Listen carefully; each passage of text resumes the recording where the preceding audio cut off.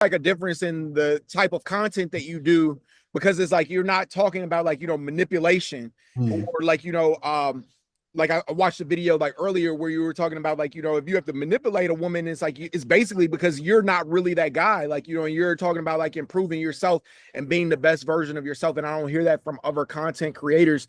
Do you feel like that I feel though that there's still a lot of great men out there who don't necessarily attract women, like have everything on paper, Mm. where it's like they kind of like they have a great job, or like they work out, or like they take care of themselves, but like they still have difficulty picking up women. Like, what would be your advice to people like that?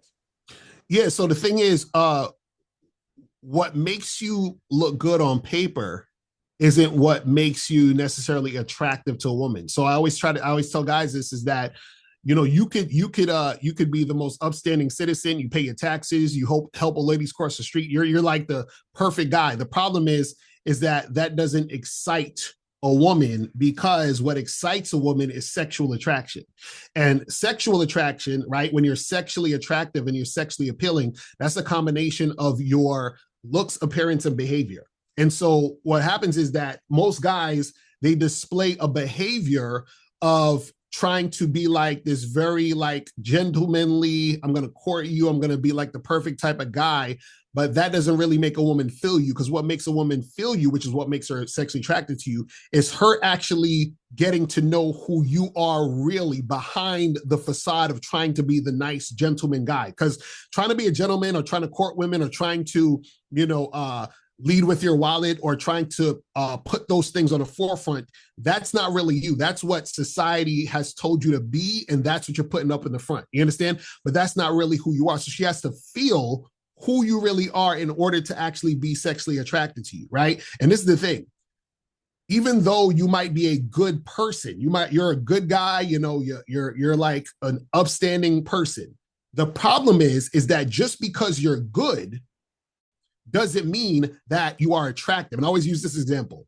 If you gave most people the option of eating salad versus eating pizza, most people will probably take the pizza. Why? Because even though salad is good for you, pizza is more attractive. You see what I'm saying? And so that's the thing. This is why bad boys are more attractive to women than the nice guys or the guys who are just good dudes. Because what happens is that the same way that the pizza is more enticing and more attractive than the salad is the same way that the bad boy is more enticing than the good dude. Because the good dude just being good does not get a woman wet. You feel what I'm saying? What gets a woman wet is her feeling that masculine energy, that natural energy that you have.